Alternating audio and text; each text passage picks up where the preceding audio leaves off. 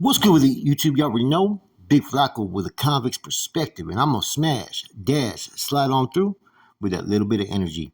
Please hit the like, subscribe, comment, and do all those things to help support this channel, and hit that bell notification for future fire content. Now, as I've discussed before in the past, I've mentioned the 7 phases to a Norteno Soldado schooling, or Nuestra Raza Soldado schooling, or the 7 fundamentals. Now, these were implemented around 92, 93 as part of the changes in the Nuestra Raza movement. And they were meant to, for you never to ever master or complete. They were to keep you striving to find new tactics and new ways that you're going to have to adapt as the Norteño movement grew.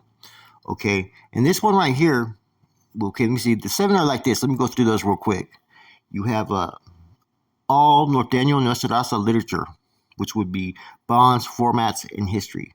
Number 2, Nuestra Raza or Norteño communication or language, which would be proper English, Spanish, Nahuatl, even Swahili, right?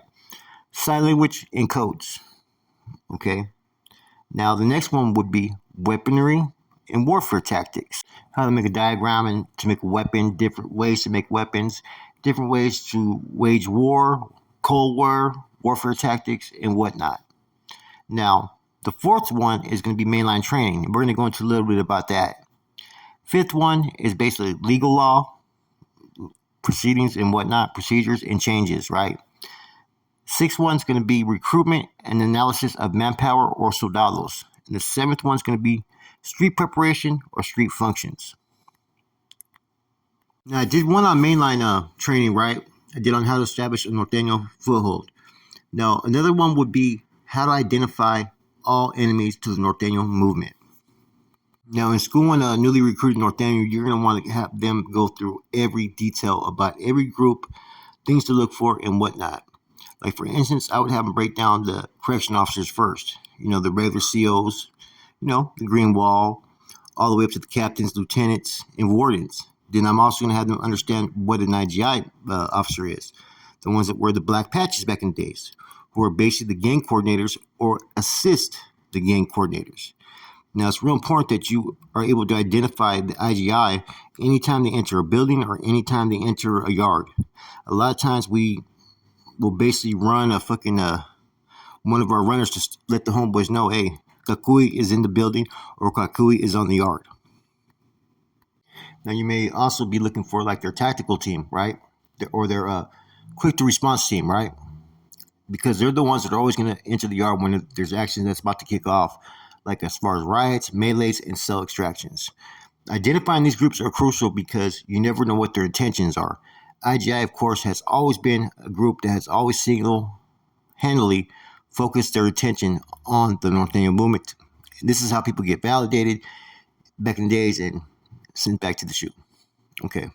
Now, looking at the traditional oppositions, right? You always got to focus on your own because those are the ones that are going to be able to do the most damage if you let them, you know, infiltrate your circle. So this is why Bond 6 is so important, okay? So, for instance, a new homeboy arrives and he has, like, let's say, a slicing across his neck or his face. He's immediately going to be put on freeze and under investigation. Now, back in the days, we didn't really use the term freeze. We should just investigate without them even knowing sometimes. We would try to send someone to go get at them, play the John Doe role, right, the dummy role, and see what information they could get from the individual for one to cross-check, okay? Now, besides that, you know, you're looking for tattoos, you know, the Wedga bird that's been broken, the Playboy bunny, you know, riders, anything like that, you know what I'm saying? Tattoos that signify any of the groups that potentially could be SNY groups or groups that derived from the Norteño movement, such as the riders, the new flowers, and whatnot. The words, what is it? A florinero, right?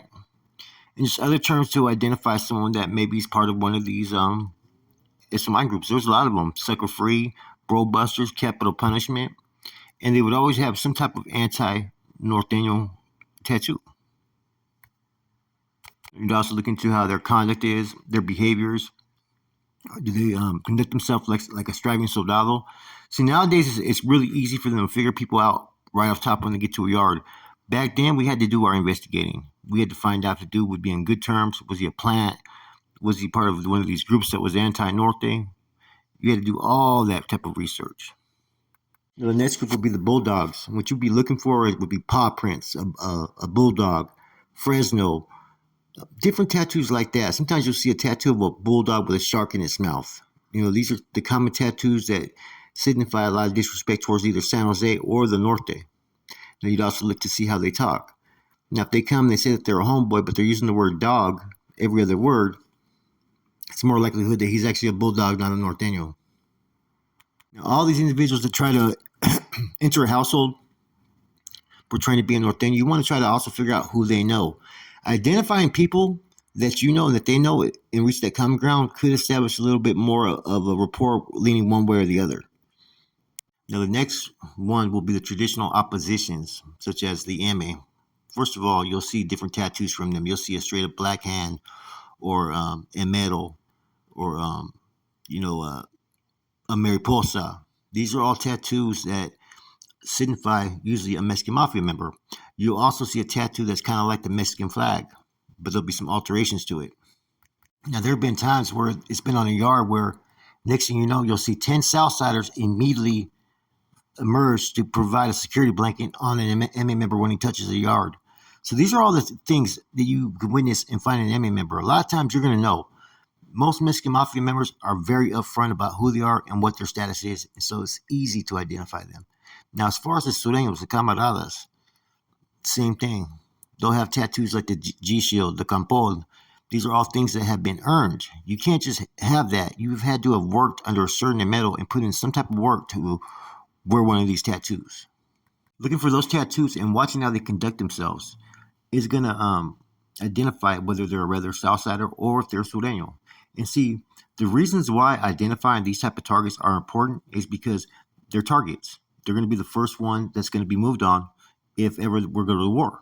This had to be the mindset. So we used to refer to a lot of them as SSG, Southside Government. But now we're learning that they're just regular Sureños, which means that they're under some type of Enmedo's fucking, basically umbrella, their wing. And they're doing a lot of work for a particular MA member. Now, it wouldn't be uncommon for a Sureño to be working with multiple MA members. I've heard of that before. But usually it's because maybe those Enmedos are in business together. Ways to identify them is to watch them communicate with Mexican Mafia members. A lot of times they're going to be the secretaries. They're the ones that are going to be putting out the information on what to do.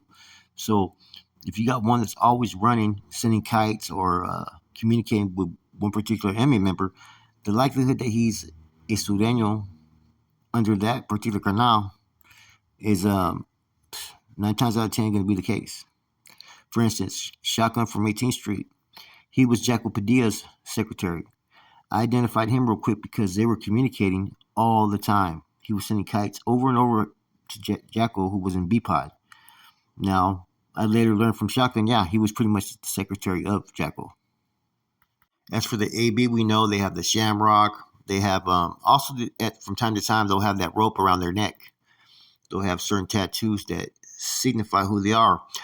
They'll also have sometimes some tattoos of actually the Sackett brand, right? The Sacketts was a series by Louis L'Amour, which is where they got the term brand. And just like when a Mexican Mafia member drives up, if an AB drives up, you're going to see a fucking complete change in the Whites program. I witnessed that when Tank arrived to San Quentin in 2002. He was an old AB member, man. He spoke fluent Spanish as well, right? And immediately, the Whites program tightened up right when he got there. Now, as for NLR, my experience with them, they were a little bit more louder than a lot of the groups. And, you'd look for certain tattoos. Like sometimes you'd see an NLR member, he had the tattoos NL on him, right? That means he would be an immediate target to be removed because, see, they have to earn every letter. So if he has an N and L, the first order of business he's going to try to fucking do to earn that R. Now, how they dress, they used to dress almost like cholos, but lowriders at the same time, but they were white. They'd have their hats flipped up, shorts cut, high socks, all that, man. They were a different breed as far as a wood car. Back then, the groups that were not allowed to walk our yards were the MA, AB, the NLR, and the SSG. So NLR at times would hit a yard they were to be removed immediately. P9, I don't know what was going on with P9, right? But a lot of them became Aryan Brotherhood members, as we know. So eventually they became a threat towards the homeboys. But I don't think I was out there on the lines when that was going on. But a lot of times they'd have tattoos like Public Enemy #1, P9, all those things that would recognize them as being a P9 member. Now, like I said, besides tattoos, it was all about behavior. How were the rest of the group reacting to when certain individuals hit the yard? That would tell you if that dude had any type of superior power over his people. Therefore, if the numbers were kind of even and we had to make a move, these were the individuals that would be our priority targets. Because no SSG, no AB, no MA, no NLR is supposed to walk our yards back in the days. Let's see. And see, that's why it was so important to monitor all activities, right? Keep track of counts, keep track of data. And you can sit there and analyze it and see what's changed within a particular group when an individual gets there. That's how a lot of times we were able to identify ABs, MA members, Sudanos, SSG, whatever you want to call them, because they were the ones that were more the threat towards the collective on any yard and any line because of who they were involved with and what they were doing. Now, TS was also another group that was identified as a potential enemy, and all they really had was their TS patch, which enabled us to identify them. But certain cities that they'd have tattooed on, like El Paso, San Antonio, and whatnot. I met a lot of dudes that were old school from Texas, right, that were actually running with Nortenos in there. It was a trip. So you never know. During this time era is a little bit different. These enemies were constant enemies, and we were constantly going at it with these cats. Nowadays, right, I heard things have changed. I heard that in the mainline training, they no longer identify the Wolfpack, AB, NLR, P9, MA, Sudanos, and whatnot. They don't identify them as enemies no more. So they're no longer looked at to be, investigating, getting information, looking at them as targets. Nah, that's been thrown out the window. Out of all these groups, the ones you really want to identify first and foremost is usually going to be your own. The banditos, the renegades, the degenerates who just abandoned their post or whatnot. And that means that others sometimes have formed a wall of supporters behind them. So you got to really be careful on that aspect. The thing is, of 2019, right, what's changed now is all these groups, except for the Bulldogs and the degenerate SNY gangs, right, have been taken off the green list by the NF. This includes the MA, this includes the Sudanos, the Southsiders, and whatnot. That's it, your boy Flacco. I'm gone.